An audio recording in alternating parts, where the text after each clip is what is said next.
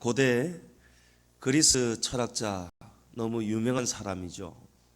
플라톤이 이런 주장을 했습니다. 이원론을 주장을 하면서 우리 사람의 이 육체가 영혼의 감옥이다라고 주장을 했습니다.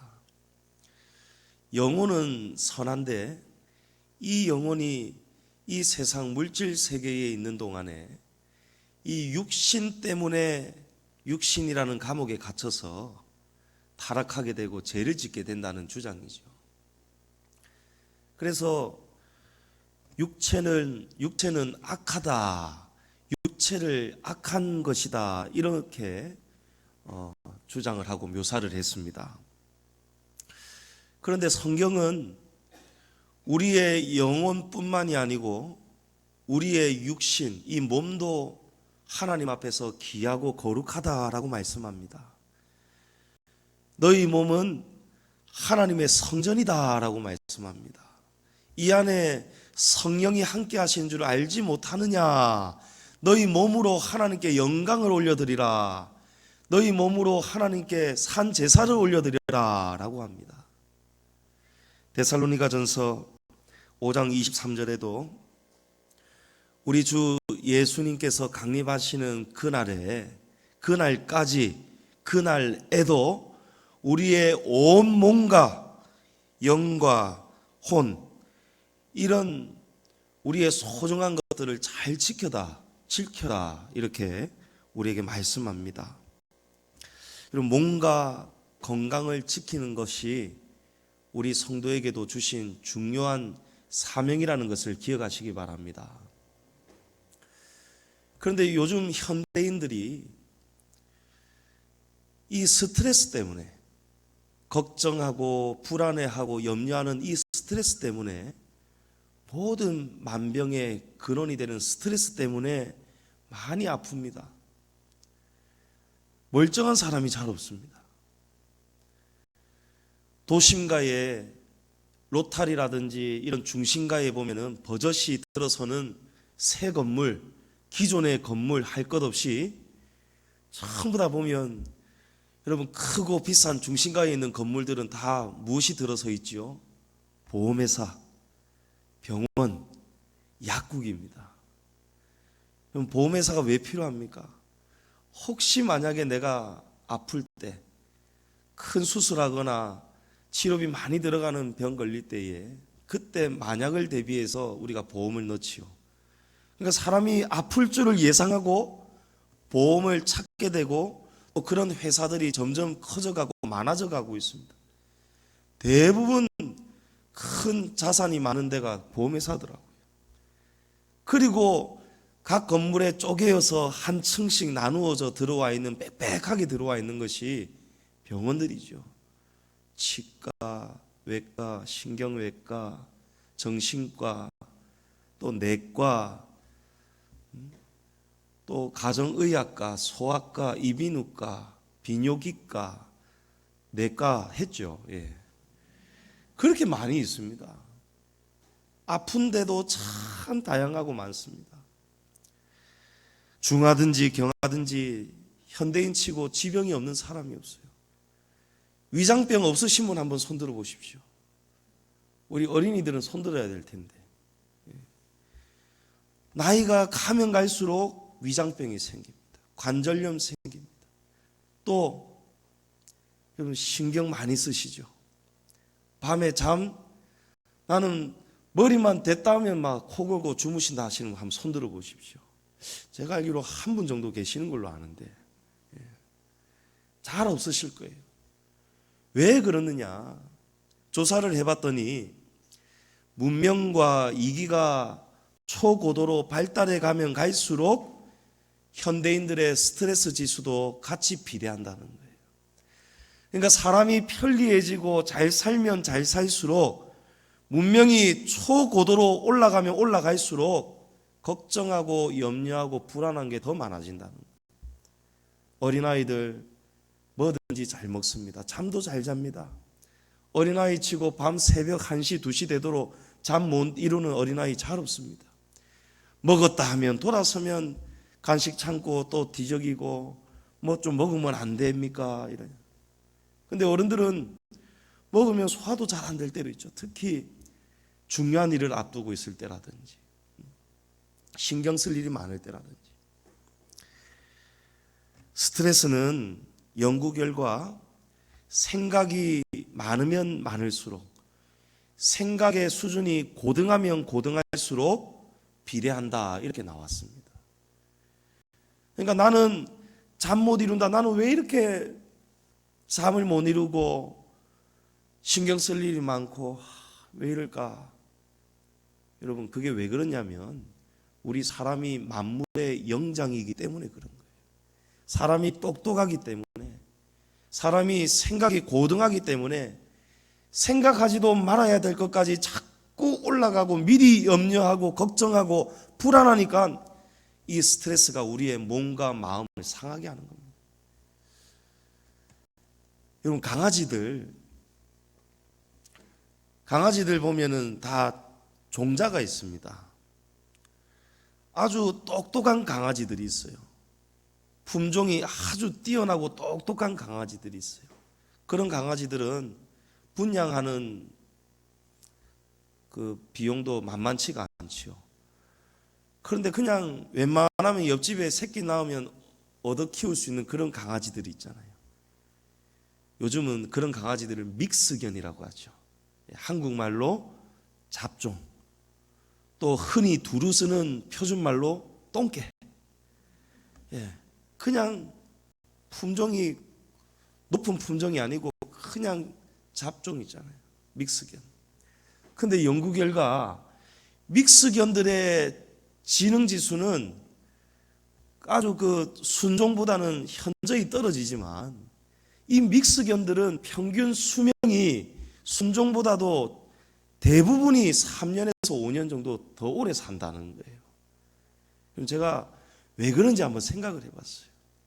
그럼 시골의 마당에서 지멋대로 돌아다니면서 들로 밭에 뒹구는 믹스견, 소위 말하는 누렁이하고 아파트에서 고급 대우 받으면서 크는 아주 순종인 그런 강아지하고 누가 오래 산다고요? 시골에 있는 누렁이가 더 오래 산다는 거예요. 왜냐하면 이 누렁이는 이 걱정할 일이 잘 없어요. 생각이 단순해가지고 주인한테 이놈의 누렁이 혼꾸녕이 났는데도 돌아서면은 주인 나오면 꼬리를 흔들고 나와버려요. 밥 주는가 싶어가지고 꼬리를 칩니다.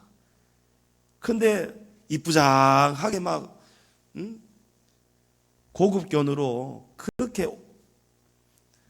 키운 그런 강아지, 똑똑하거든요. 저도 키워봐서 하는데 똑똑하거든요. 이 강아지는요, 주인이 이놈 이래버리면은 그날부터 스트레스 받아가지고 기억이 떠나지가 않는 거예요. 주인이 내한테 어떻게 저럴 수가 있지? 세상에 믿을 사람 없다더니. 그러면서 이 상처를 그냥 끌어안고 사는 거예요. 워낙 똑똑해가지고. 주인 보면 생각나고 밥 먹으라 해도. 요즘 강아지 이름이 거의 사람 이름하고 분간이 안 되더라고요. 아니, 지나가는데 강아지 이름이 우리 막내 이름하고 똑같은 거 있죠. 유미야 이러는데 돌아보니까 강아지 이름이 소미야 이래버린다. 그러니까 유미야, 소미야, 밥 먹자 이러는데도 워낙 똑똑하니까 이거를 스트레스를 떨쳐버리지 못해가지고 근심, 걱정, 삐지고 토라지고 밥도 제때 안 먹고, 그러니까 강아지도 소화가 위장병이 생기는 거예요. 여러분, 생각이 단순하지 못하고 많으면 많을수록 이 육신이 타격을 입게 됩니다. 왜냐? 걱정, 근심, 이 스트레스를 받게 되면은 우리 신경계가 먼저 타격을 입게 된다고 합니다. 그러니까 우리의 자율신경계 내에는 온갖 신경들이 있는데 먹고 소화해야 될 때 소화를 못 시키는 거예요. 온 정신이, 신경이 위장 쪽에 지금 가야 되는데 위장을 움직여줘야 되는데 걱정, 근심하고 극심한 스트레스 받기 때문에 소화가 안 되는 거예요. 밤에 불이 꺼지면 눈을 감으면 잠이 와야 되는데 이 신경이 또 말을 안 듣는 거예요. 눈을 감고도 계속 생각하는 거예요. 염려하는 거예요. 무엇을 먹을까? 무엇을 마실까? 무엇을 입을까? 아이고, 카드값 돌아오는데, 대출금 갚아야 되는데, 아이고, 이 코로나 언제 이거 끝이 나려나? 여러 가지 우리나라 사회에 걱정, 근심, 염려, 불안 많을 것입니다. 그런데 이런 걸 안고 살아가면 어떻게 되느냐? 여러분, 우리의 몸과 마음이 타격을 입게 된다는 거예요. 스트레스는 우리 성도들에게도 예외가 아니라는 겁니다. 세상 사람들만 받는 것이 아니고 우리 성도들도 똑같이 스트레스를 당하고 살아가고 있어요. 목회자도 마찬가지입니다. 바울은 에베소 교회의 담임 목사로 수고하는 디모데 목사에게 이 디모데 목사의 건강이 좋지 않은 것이 염려가 되어서 편지 내용 속에 이렇게 기록을 했습니다. 디모데전서 5장 23절에 이제부터는 물만 마시지 말고 내 위장과 자주 나는 병을 위하여는 포도주를 조금씩 쓰라. 여러분, 디모데 목사님에게 병이 있었어요. 위장병이 있었어요. 여러분, 위장병은 거의 대부분이 위장이 좋지 않아서 오는 것이 아니고 스트레스 때문에 받는. 우리 성도들도 직장 속에서, 관계 속에서 많이 스트레스 받으실 거예요. 주의 종들도 주중에 여러분이 잘 못 보셔서 낱낱이 못 보시지만 여러 가지 일들 계획하고 준비하고 사람 만나고 전화를 받고 또 해야 되고 또 수많은 사연들을 다 듣고 같이 웃을 때도 있지만 같이 슬퍼하고 같이 아플 때도 있단 말이에요. 그러니까 디모데 목사님도 목회가 만만치가 않았던 것 같아요. 그리고 자주 나는 병이 있었다는 거예요. 이 병을 위해서는, 위장과 자주 나는 이 병을 위해서 물만 마시지 말고 포도주를 조금 쓰라는 거예요. 우리가 물론 주님을 의지하고 기도하고 찬송하고 그렇게 신앙생활 즐겁게 살면 되지. 아이고, 목회자가 무슨 스트레스, 하나님 믿는다면서 성도들이 무슨 스트레스. 여러분, 그렇지가 않습니다. 우리가 영혼만 있는 것이 아니고 우리에게 연약한 육신이 있단 말이에요. 이 육신은 날마다 쉼없이 우리에게 다가오는 스트레스를 싸워 이겨야 되는데 우리가 잘 이기는 법을 모른단 말이에요. 그래서 예수님도 겟세마네 동산에서 제자들에게 이런 말씀하시잖아요. 마음은 원이로되 너희 육신이 약하도다. 육신이 약하기 때문에 목회자도 성도도 이 스트레스를 이기지 못하면 같이 그냥 병들어 죽어가는 거예요. 환경이 주는 스트레스, 남이 주는 스트레스, 또 우리 스스로 자신이 굳이 짊어지지 않아도 되는데 걱정하고 염려하는 이런 스트레스들이 있습니다. 바울은 그런 스트레스를 이겨내지 못하고 육신의 병으로 고통당하는 디모데에게 그 병을 위해서 포도주를 조금 쓰라고 했는데 신학자들은 이 병을 심장질환, 심혈관 질환의 일종이다, 심장병일 것이다, 이렇게 추정을 합니다.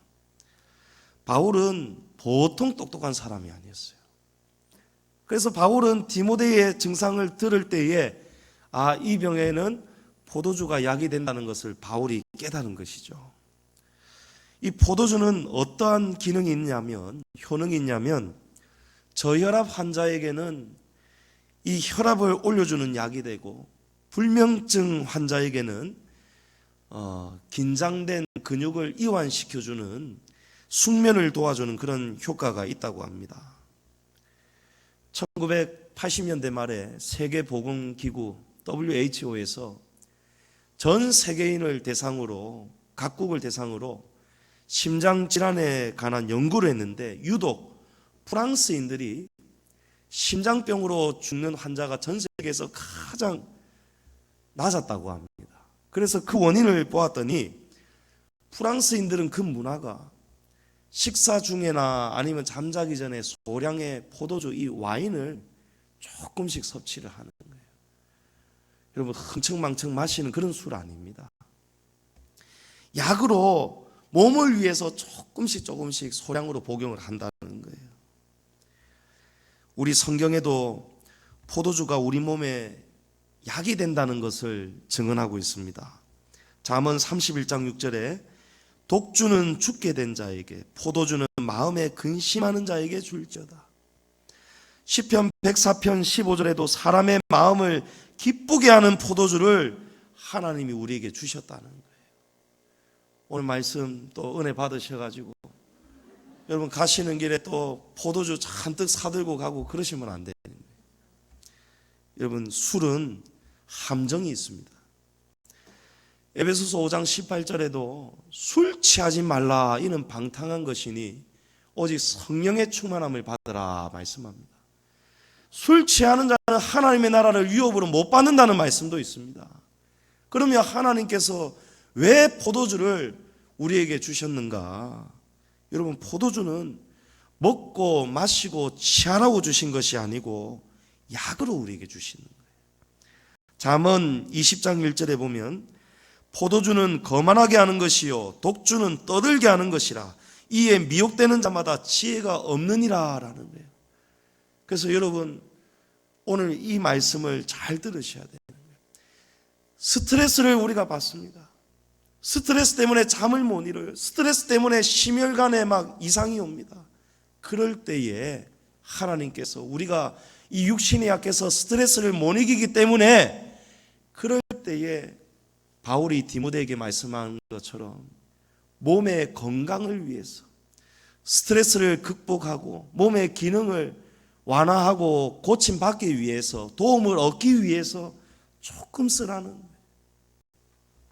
여러분, 하나님께서 술을, 포도주를 사람에게 주신 이유, 근심하는 자에게 기쁨을 주시기 위해서, 위로와 약을 주시기 위해서 우리에게 주셨다는 것입니다.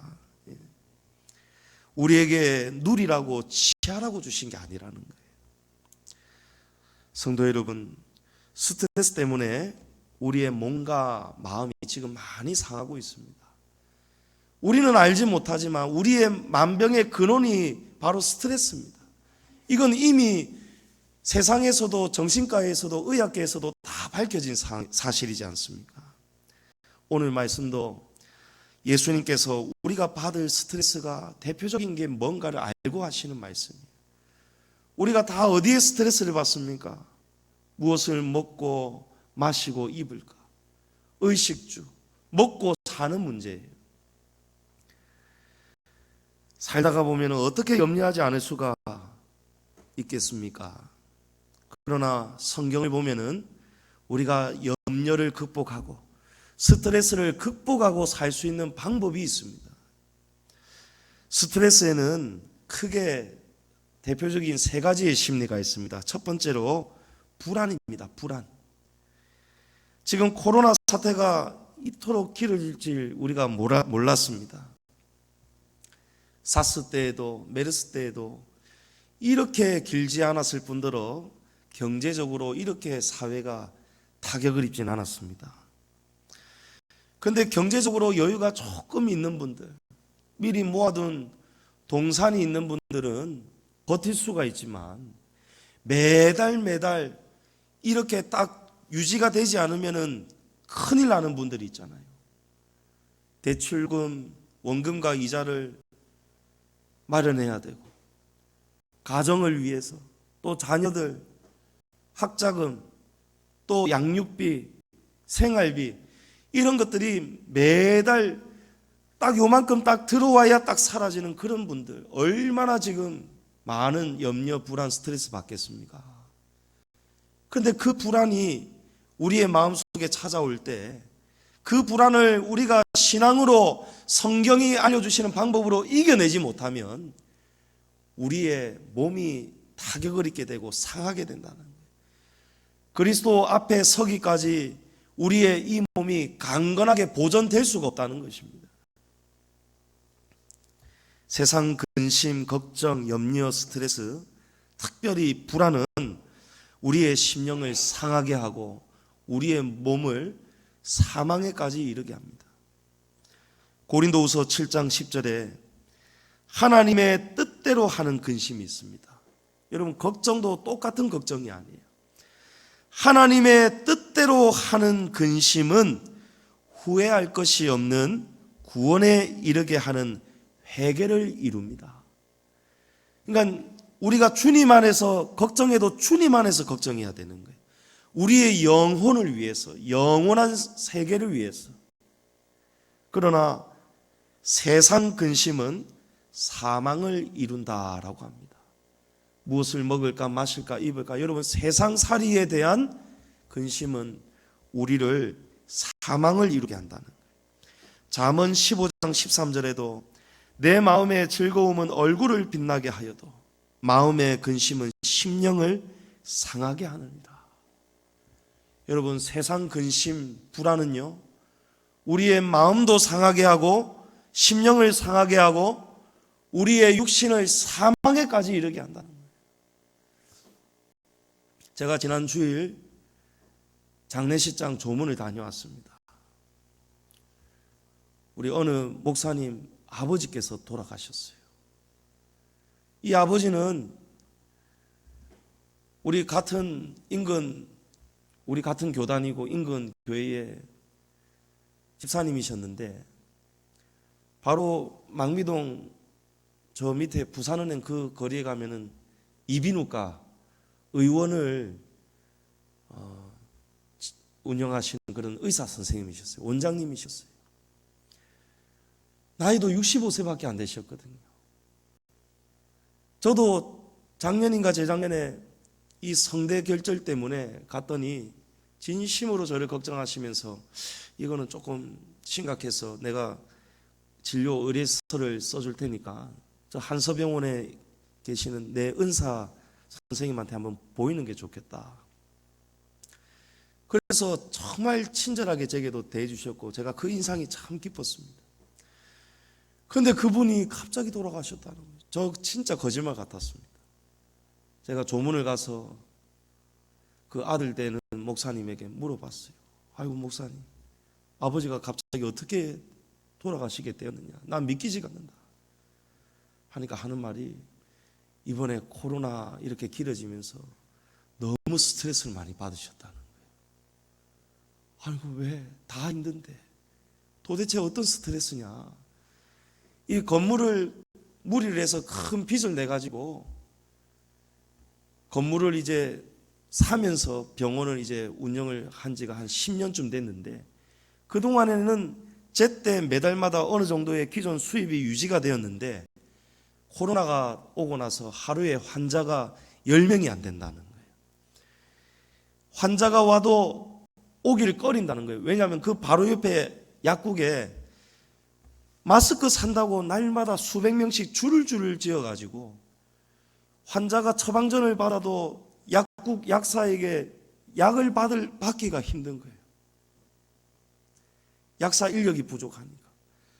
그러니까 이래저래 그 줄을 봐도 스트레스고, 당장에 지금 간호사들 줄 월급이 없다는 거예요. 그런 압박감 때문에 밤낮으로 병원에 와도 스트레스고 집에 가도 스트레스고 밤에도 잠 못 이루고, 이러니까 심령이 상하고 육신이 막 한두 달 사이에 갑자기 상해져 버려요.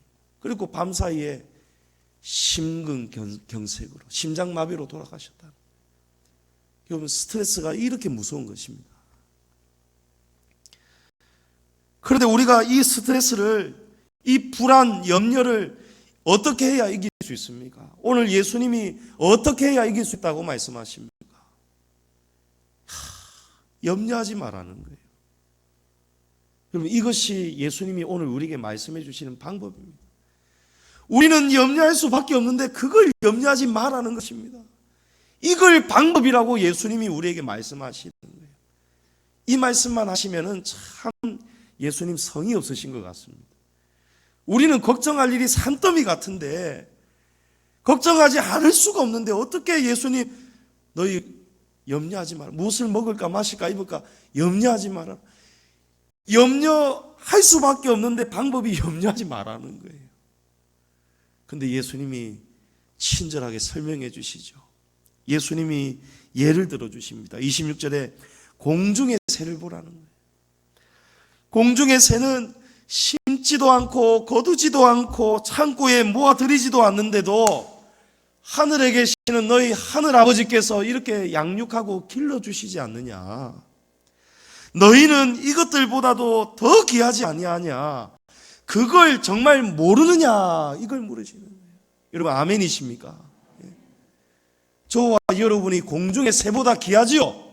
귀합니다. 들풀보다 귀합니다. 하나님이 입히시고 하나님이 먹이시는 거예요. 이스라엘 백성들 그 250만 명이 넘었을 그 많은 백성들을 하나님이 40년 동안 물도 없고 입을 것도 보일러도 없고 에어컨도 없는 그런 광야 사막에서 하나님이 40년 동안 하나님이 돌보셨지 않습니까? 그 하나님을 저와 여러분이 분명히 믿습니다. 믿는다면은 우리가 들풀보다 공중의 새들보다도 더 하나님이 사랑하시는 존재라는 것을 우리가 분명히 알고 믿는다면은 불안해하면 안 된다는 거예요. 하나님을 바라보라는 것입니다. 하나님께 우리가 어떻게 해야 됩니까? 어렵고 힘들 때 어떻게 해야 됩니까? 여러분 부모님이 통장에 돈이 많으세요. 예를 들어서 부모님이 동산도 많으시고 부동산도 많으세요. 자녀가 독립을 해서 열심히 살려고 했는데 갑작스러운 어려움을 당했습니다. 여러분 옆집 부모님 안 찾아가죠. 다른 부모님 안 찾아가죠. 내 부모님 먼저 찾아갑니다. 여러분 우리 아버지, 우리가 아빠 아버지라고 담대하게 부르게 된 우리 하나님 아버지, 하나님 아버지는 우주 최강 부자시잖아요. 하나님이 우리가 무엇을 필요한지 아신다는 것입니다.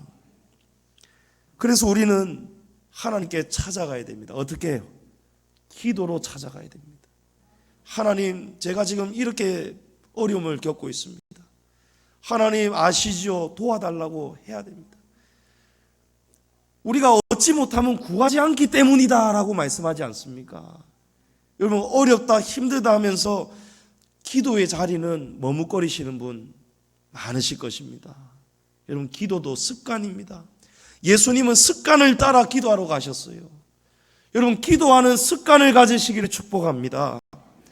빌립보서 4장 6절에 아무것도 염려하지 말고 다만 모든 일에 기도와 간구로 너희 구할 것을 감사함으로 하나님께 아뢰라. 아멘. 여러분 아무것도 염려하지 말라는 거예요. 예수님께서 오늘 빌립보서 4장 6절 이 말씀도 사도 바울이 우리에게 무엇을 말씀합니까? 너희 스트레스 받지 말아라. 스트레스 그 무서운 것이다. 너희의 심령을 상하게 하고 육체의 사망을 이르게 하는 그 무서운 스트레스, 염려, 불안 받지 말라는 거예요. 아무것도 염려하지 말고 다만 모든 일에 기도와 간구로 너희 구할 것을 감사함으로 하나님께 요청하라는 거예요. 여러분 이런 복음성이 있지 않습니까? 기도할 수 있는데 왜 걱정하십니까? 기도하면서 왜 염려하십니까? 여러분 기도할 수 있습니다. 하나님이 우리에게 기도하라고 말씀하십니다. 여러분 부르짖으십시오. 평생에 5만 번 기도의 응답을 받은 유명한 목사님, 영국의 조지 뮬러 목사님이죠.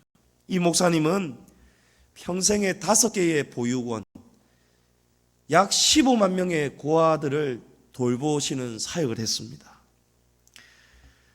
이렇게 수많은 10만 명이 넘는 고아들을 돌보다 보니까 돌아서면 자금이 떨어져요.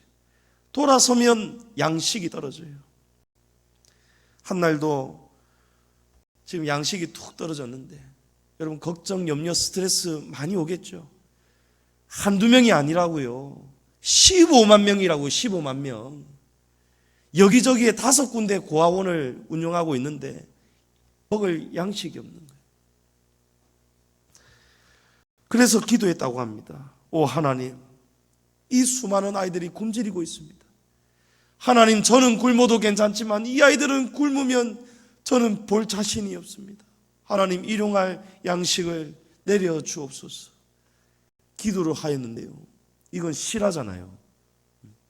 어떤 한 사람이 지나가면서 하나님이 마음에 이 감동을 주셨다면서 10파운드를 주고 갔다는 거예요.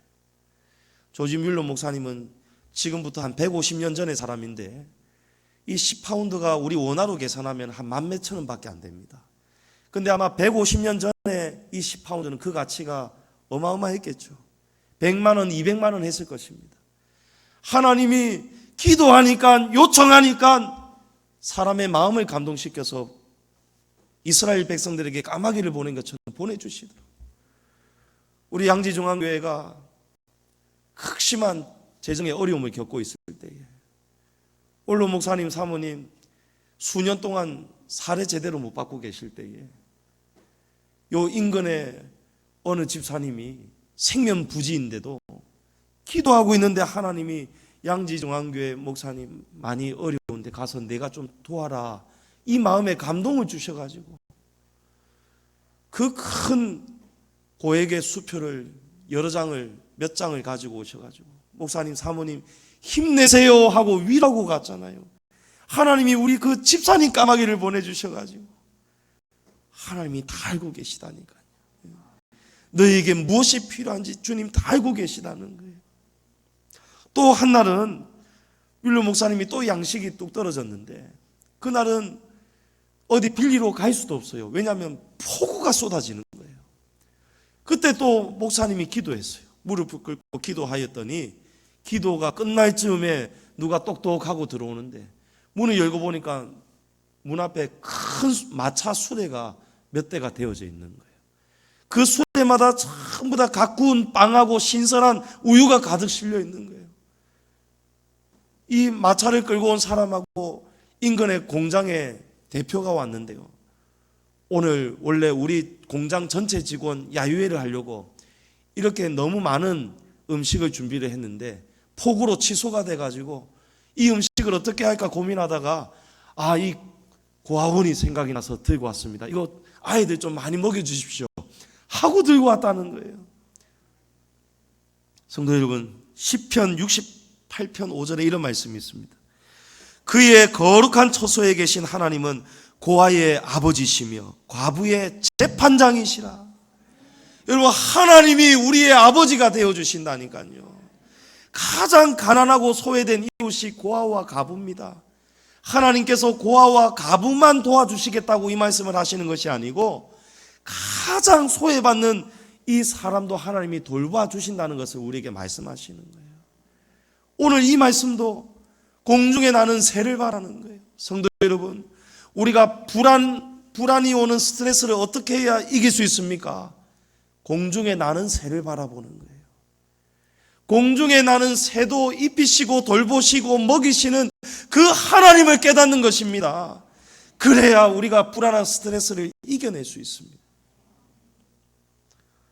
이스라엘을 지키시는 이는 졸지도 않으시고 주무시지도 않습니다.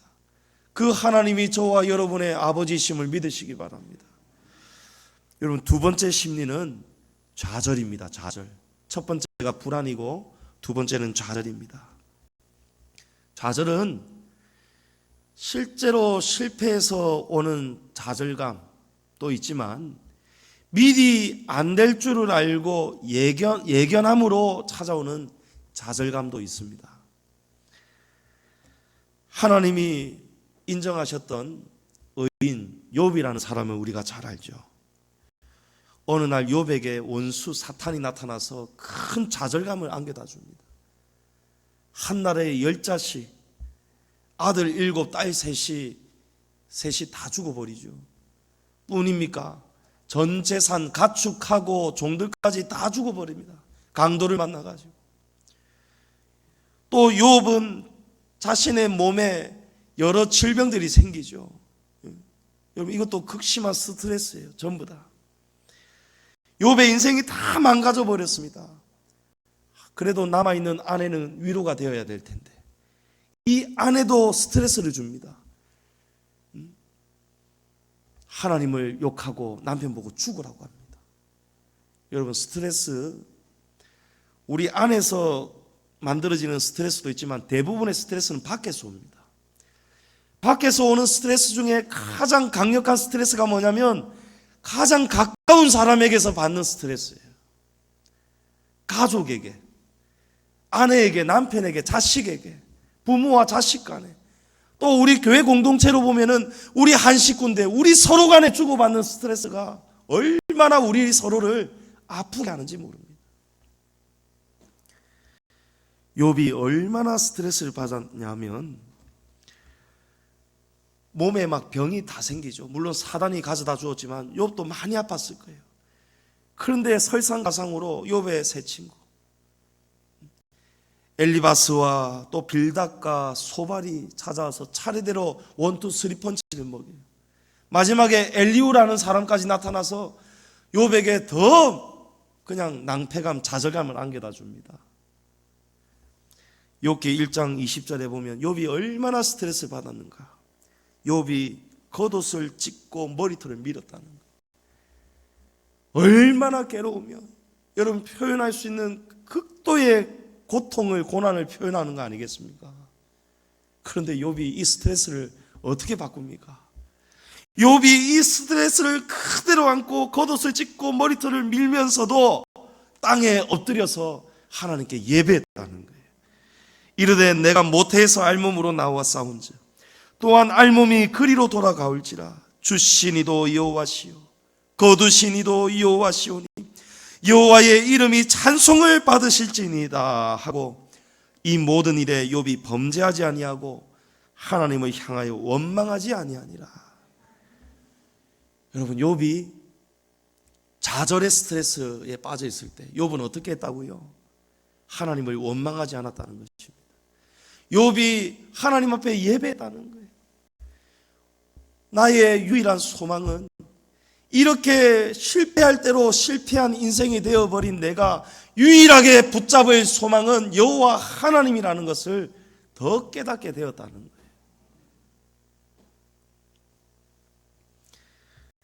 시편 43편 5절에 다윗이 또 이렇게 고백하죠. 내 영혼아, 내가 어찌하여 낙심하며 어찌하여 내 속에서 불안해하는가? 너는 하나님께 소망을 두라. 그가 나타나 도우심으로 말미암아 내 하나님을 여전히 찬송하리로다. 아멘. 여러분, 성경이 우리에게 보여주시는 이 모범이 되는 욥과 같은 사람, 다윗과 같은 사람, 위대한 선진들의 특징이 무엇입니까? 극심한 스트레스가 올 때마다 어떻게 했다고요? 하나님께 찬송하고 하나님께 소망을 두고 하나님께 예배했다는 것입니다. 여러분, 그래야 이겨낼 수가 있어요. 하나님은 우리를 낮추기도 하시는 분이고 높이기도 하시는 분입니다. 하나님은 우리를 가난하게도 하시고 부하게도 하시는 분이에요. 가난해질 수도 있다는 것을 우리가 받아들일 수 있어야 됩니다. 우리가 실패할 수도 있다는 것을 인정할 수 있어야 된다는 거예요. 하나님께서 필요하기 때문에, 하나님의 섭리가 있기 때문에, 우리가 모르는 하나님의 지혜가 있으시기 때문에 코로나로 인해서 우리에게 어려움을 주시기도 하시는 거예요. 기도하라고, 하나님께 부르짖으라고, 하나님께 소망을 두라고 하나님이 우리를 낮추기도 하시고 가난하게도 하실 수도 있다는 것을 여러분 받아들이셔야 돼요. 여러분, 하나님께 소망을 두셔야 불안을 이길 수 있습니다. 여러분, 베드로가 언제 실패하고 빠져버렸습니까? 예수님을 바라볼 때에는 물 위를 걸었습니다, 베드로가. 그런데 바람 소리를 듣는 순간 염려가 들어왔습니다. 베드로가 걱정하고 염려하고 불안해했어요. 그 순간 물속으로 빠져버리지 않습니까? 여러분, 불안을 이겨내고 염려를 이겨내지 못하면 세상에 잡아 먹혀버리는 거예요. 오늘 묵상할 주제 여러분 잘 읽으십시오. 하나님께서 우리를 세상 한바다에 던져 놓으셨는 거예요. 거기서 집어 삼켜져서 빠져 죽는 사람이 있고, 거기서 한계 너머의 영광을 쟁취하는 사람이 있다는 것입니다. 여러분, 마지막까지 불안을 이겨내시고 하나님께 소망 두시기를 축복합니다.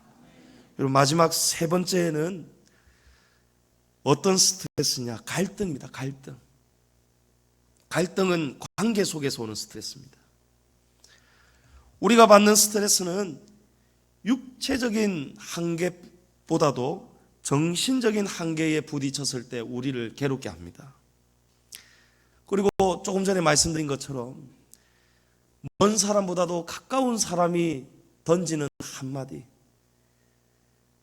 말없이 던진 돌에 맞아서 개구리가 죽는 것처럼 우리가 가정 안에서 또 교회 생활 공동체 안에서 서로 해서 좋을 말이 있는가 하면은 해서 좋지 않은 말이 있어요. 성도들이 목회자에게, 주의 종에게 해도 될 말이 있고 해서는 안 되는 말이 있어요. 목회자도 목사라고 해서 그냥 뭐 함부로 말하느냐? 여러분, 아닙니다. 눈치 아닌 눈치, 사랑의 눈치를 봐야 된다는 거예요. 아, 이 말을 했을 때에 이것이 누군가에게 큰 신뢰가 되지 않겠는가? 이 말이 누군가의 마음을 굉장히 아프게 하지 않겠는가? 여러분, 한마디 한마디 말을 할 때에도요, 서로 사랑으로 하시기를 축복합니다. 교회를 위해서, 가정을 위해서 던지는 그 한마디의 말이요, 위안답시고 걱정한답시고 던지는 그 말이요, 열심히 하려고 발버둥 치고 있고 노력하고 있고 그러는데도 서로가 잘 몰라서, 조금 생각이 모자라서 그냥 무심코 던져버릴 때에 그 상대방은 마음의 스트레스를 엄청나게 받을 수가 있어요. 여러분, 축구 선수가 골 넣고 싶지 않은 선수가 어디 있겠습니까? 축구 경기 보니까요, 기가 찬 거예요. 기가 찬 거예요. 딱 크로스로 딱 그 어시스트 센터링을 딱 올려줬는데 골키퍼도 눈앞에 없고 골대가 바로 앞인데 세상에 공을 빵 찼는데 공이 로켓처럼 하늘로 가는 거 있죠. 제가 그 TV를 보면서 어우 막 가슴 치는 거예요. 제가 이런 말도 한 적이 있어요. 조이자도 넣었겠다, 이런 말 한 적이 있어요. 발만 갖다 대면 들어갈 공인데, 여러분, 그런 말을 볼을 못 넣은 선수가 들었을 때 얼마나 마음이 아프겠습니까? 서로 갈등이 생겨버리죠. 어떤 갈등일까요? 하나는 둘 다 목적은 같아요. 같은 팀이에요. 골 넣어서 승리하는 게 좋습니다. 그런데 그 경기 중에 서로 갈등이 생기는 거예요. 그것도 못 넣고 말이야. 그것도 못 넣고 말이야. 그럼 그 소리를 들었을 때 안 그래도 자책감으로 가득 차 있는데, 미안해 죽겠는데, 그 말을 듣게 되면 얼마나 스트레스 받겠습니까? 갈등은 혼자일 때는 절대 생길 수 없습니다. 2명 이상의 공동체에서 생기는 거예요. 예수님은 수고하고 무거운 짐을 진 자들아 다 내게로 오라 하셨습니다. 그리고 나의 멍에를 메고 내게 배우라고 하셨어요. 그러면 마음에 쉼을 얻는다고 했어요. 마음의 스트레스가 사라진다는 거예요. 멍에가 무엇입니까? 여러분, 소나 나귀가 밭을 갈 때에 두 동물 사이를 이어주는 등골이잖아요. 그 멍에. 그래가지고 두 짐승이 한조가 되어가지고 밭에 쟁이질을 하지 않습니까? 근데 이때 힘의 균형을 위해서 항상 주의해야 될 것이, 전혀 다른 짐승은 절대 한 멍에를 지우지 않는다고 합니다. 비슷한 체형, 또 같은 종자 한다는 거예요. 여러분, 극단적으로 토끼하고 거북이가 한 멍에를 맬 수 있겠습니까? 말이 안 되죠. 토끼는 쌩 하고 나가고 거북이는 느릿한데 어떻게 두 동물이 한 멍에를 맬 수 있겠습니까? 여러분, 교회 공동체, 가정 공동체는 멍에를 짊어지는 곳이에요. 가정 안에도 교회 안에도 토끼 같은 사람이 있고 거북이 같은 사람이 있는 거예요. 힘이 센 사람이 있고 힘이 약한 사람이 있어요. 머리가 잘 돌아가는 사람이 있고 머리가 잘 돌아가지 않는 사람도 있어요. 매운 걸 좋아하는 사람도 있고, 싱거운 걸 좋아하는 사람도 있고, 뜨거운 거 좋아하는 사람이 있고, 미지근한 거 좋아하는 사람이 있고, 차가운 거 좋아하는 사람이 있고, 싱거운 거 좋아하는 사람이 있고, 짠 걸 좋아하는 사람이 있고, 전부 다 체질도 기질도 성격도 다 제각각이지 않습니까? 다 다르다는 거예요. 한 입을 덮고 사는 부부도 다 다르지 않습니까? 저는 처음에 더위 체질이었는데요, 이제는 추위 체질로 바뀌어버렸어요. 우리 집 사람은 원래 추위 체질이었는데 더위 체질로 바뀌어버렸어요. 여러분, 사람 다 달라요. 이랬던 사람이 또 달라질 수도 있어요. 그런 우리가 한 멍에를 지금 짊어지고 있으니, 우리가 이 멍에를 메고 우리 공동체가 잘 나아가려면 어떻게 해야 되겠습니까? 여러분, 호흡이 맞아져야 되는 거예요. 서로 다른 짐승이 멍에를 매게 된다면 힘의 균형이 깨어져 버리니까 둘 다 스트레스 받는 거예요. 그러니까 갈등이 생겨버리는 거예요. 조직이 와해되어 버립니다. 여러분, 예수님은 멍에를 매는 방법이 두 가지라고 하셨습니다. 온유하고 겸손해져야 된다는 거예요. 여러분, 온유하고 겸손하게 하소서. 여러분, 날마다 이거 꼭 마음속에 새기시기를 바랍니다. 온유는 길들여져서, 야생동물이 길들여져서 유순하게 된 상태를 말하는 거예요. 야생동물이 길들여졌다는 것은 자기 욕심을 버렸다는 거예요. 겸손은 자신이 낮아지는 것입니다. 겸손도 자기 욕심을 버려야 낮아지는 것입니다. 여러분, 큰 사람이 작은 사람에 비해서 큰 사람이 낮아지면 쉬워집니다. 두 사람이서 긴 장대에 물건을 두고 가는데 한 명은 키 다리고 한 명은 키가 작아요. 키가 막 너무너무 큰 거예요. 그러면 뒤에 따라가는 사람 막 머리 끝까지 올려도 이게 맞지가 않는 거예요, 균형이. 키가 작은 사람도 최선을 다해서 올릴 수 있는 만큼 올리고, 적당히 올리고, 키 큰 사람도 적당히 낮춰주고, 서로가 맞추어 가는 것, 여러분, 이것이 온유와 겸손입니다. 서로 호흡이 맞아지는 것, 길들여지는 것, 높은 사람이 낮아지는 것, 이것이 우리 스트레스, 이 갈등을 해결하는 방법이라는 거예요. 이기적인 마음, 자기 주장, 욕심, 여러분, 겸손과 온유로 이겨내시기를 축복합니다. 그래야 서로 스트레스를 주고받지 않는 것입니다. 그러나 또 한 가지가 있어요. 만약에 상대방이 낮아질 생각이 없을 때, 상대방이 길들여지지 않고 호흡을 전혀 맞춰주지 않는다, 그런 사람 있잖아요. 평생 가도 한결같고 변화되지 않는 사람, 평생 가도 남편도 아내고 자식이고 서로가 참 도와주지 못하고, 그럴 때에 여러분, 이 갈등 스트레스 해결이 안 될 거 아니에요. 그럴 때는 어떻게 하느냐는 거예요. 그럴 때는 주님께 맡겨야 되는 거예요. 하나님께 맡기셔야 돼요. 사람은 절대 사람이 변화시킬 수가 없습니다.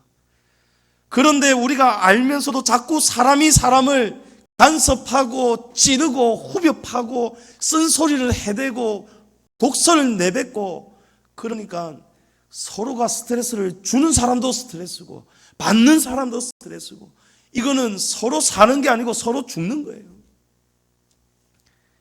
그럼 사람이 나서서 서로 원망하고 시비하면 안 됩니다. 사람이 잘하려고 하니까 자꾸 서로 시비하게 되잖아요. 간섭하게 되잖아요. 잘하려고 하고 있는데도 잘할 수가 없을 때가 있어요. 열심히 하려고 하는데도 열심히 못할 때가 있어요. 그럴 때 그 사람 마음, 여러분, 얼마나 긴장된 상태겠어요. 누가 주지 않아도 막 스트레스 받을 거 아니겠어요. 직장인들 재택근무하시고 출근 제때 못하시고, 또 정상적인 기존대로 막 열정적으로 일을 못함에도 불구하고, 그럴 때 여러분 막 눈치 봤잖아요. 회사에 눈치 봤잖아요. 월급 받을 때도 눈치 봤잖아요. 그러지 말라는 거예요. 그럴 때는 서로가 더 격려하라는 거예요. 여러분, 소방관이 한 달 동안 불 안 나면 월급 못 받아야 됩니까? 아니잖아요. 불이 안 나도 늘 열심히 준비하고 훈련하고 긴장하는 것처럼 좀 서로의 처지를 이해하는 그런 마음이 우리에게 필요하다는 것입니다. 황희정승이 어느 날 들판을 지나가다가 두 마리의 소가 일하는 걸 봤지 않습니까? 누런 소하고 검은 소하고 일하는 것을. 그때 농부에게 물었습니다. 누런 소하고 검은 소하고 둘 중에 누가 더 일을 잘합니까? 했더니 농부가 그냥 대답하면 될 것을 소를 잘 묶어두고는 뛰어오는 거예요. 황희정승에게. 그러면서 귀에 작은 소리로 귀속말로 누런 소가 일을 더 잘합니다. 저 검은 소는 깨를 잘 부리고 게으릅니다. 이러는 거예요.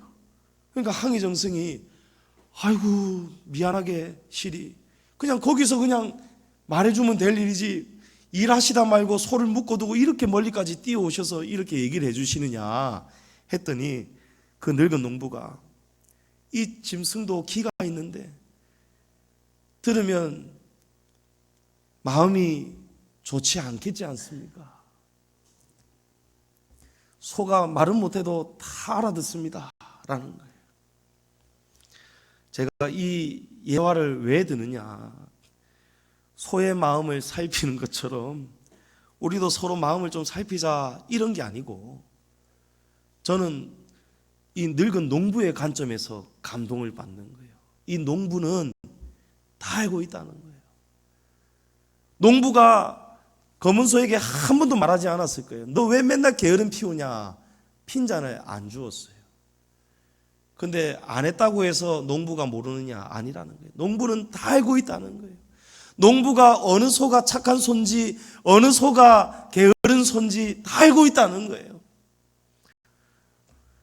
로마서 12장 19절에 내 사랑하는 자들아 너희가 친히 원수를 갚지 말고 하나님의 진노하심에 맡기라. 기록되었으되 원수 갚는 것이 내게 있으니 내가 갚으리라 주께서 말씀하시니라.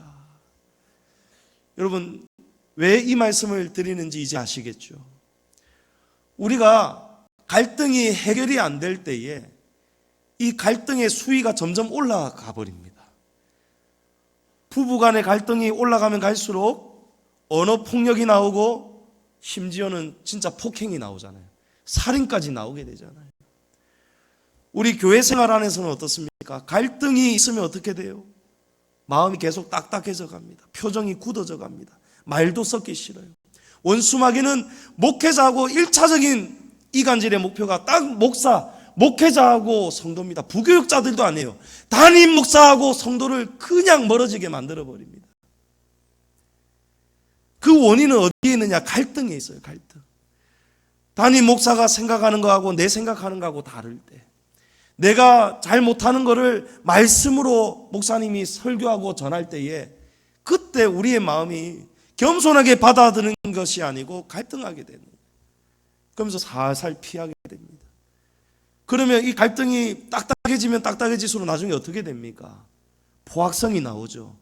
공격을 합니다. 목회자를 막 공격합니다. 헐뜯습니다. 비방합니다. 사실이 그렇지 않는데도 불구하고. 그러니까 이 갈등 속에서 싸울 수가 없는 거예요. 항변할 수가 없는 거예요. 항변하다가는 더 다칠 것 같아서. 그래서 이 갈등을 해결을 스스로가 하려고 하면은 이거는 위험한 결과가 나와버리는 거예요. 그래서 하나님은 우리에게 너희가 갈등하지 말아라. 너희가 그 스트레스 풀려고 하지 말아라. 너희가 못 푸는 것은 하나님께 맡기라는 거예요. 원망과 시비 없이 친히 원수를 갚지 말고 하나님께 맡기라는 거예요. 여러분, 늙은 농부가 다 알고 있잖아요. 말 안 해도 농부가 검은 소 채찍질 안 하고 당장 안 해도 농부가 다 알고 있듯이 하나님도 다 알고 계시는 거예요. 잘못하는 주의 종은 하나님이 징계하실 것이고요. 교회를 어지럽히고 덕을 어지럽히고 주의 종에게 도전하고 교회의 질서를 허무는 그런 성도들이 있다면 하나님이 때가 되면 반드시 또 심판하게 되십니다.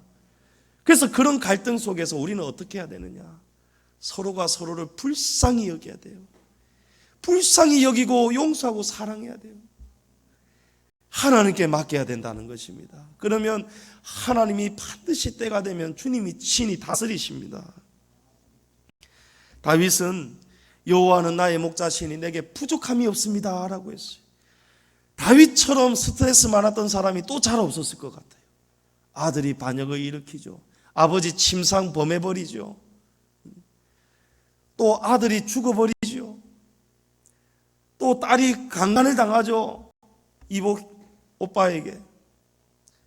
이런 일들을 겪으면서 얼마나 다윗이 스트레스 많았겠습니까? 그뿐입니까? 사울 왕이 3,000명의 군사를 데리고 다윗을 죽이려고 얼마나 괴롭혔습니까? 그런데 다윗이 그 스트레스 속에서 부족함이 없다는 거예요. 왜 그럴까요? 다윗은 그 모든 원망, 시비, 원수 갚는 것을 하나님께 맡겼다는 거예요. 사울 왕을 죽일 수 있었는데도 하나님이 기름 부어 세운 종이기 때문에 하나님이 책임지시도록 하나님께 맡겨드렸다는 거예요. 그러니까 하나님이 어떻게 갚아주십니까? 하나님이 다윗의 원수를 갚아주시고 다윗을 이스라엘의 왕으로 세워주시잖아요. 여러분, 참고 인내해야 됩니다. 이 갈등, 스트레스가 올 때에 여러분, 우리가 칵 풀려고 하는 것이 아니고 우리가 풀 수 없다면 하나님께 맡겨드려야 된다는 거예요. 온유와 겸손으로 서로의 멍에를 같이 짊어지면 참 좋습니다. 그러나 만약에 그걸 못할 때, 그 상대방이 이 원리를 전혀 인정도 못하고 모를 때에는 여러분 어떻게 하라고요? 주님께 맡기시라. 남편 문제도, 아내 문제도, 교회 생활 안에서의 문제도 서로 원망하거나 시비 없이, 교회는 따지는 곳이 아니고 교회는 사랑하고 용서하는 곳이 교회가 되어야 된다는 거예요. 사랑하는 성도 여러분, 미워하면 스트레스예요. 그러나 사랑하고 용서하면 스트레스가 아니고 상급으로, 복으로 바뀝니다. 우리의 영혼이 잘 되면 범사가 싹 풀려버리는 거예요. 오늘 이 말씀 여러분 정말 우리 영혼에도 복이 되고 육신에도 복이 되는 말씀임을 믿으시기 바랍니다. 들풀보다도 공중의 새보다도 저와 여러분이 귀합니다. 염려한다고 우리가 키를 더할 수가 없지 않습니까? 힘든 시기 주님 앞에 기도로 요청하시고 욥처럼 하나님께 더 가까이 나아가서 예배하시고 갈등과 어려움도 우리 주님께 맡기셔서 우리의 영혼과 몸이 주님 앞에 서는 그날까지 강건하시기를 주님의 이름으로 축복합니다.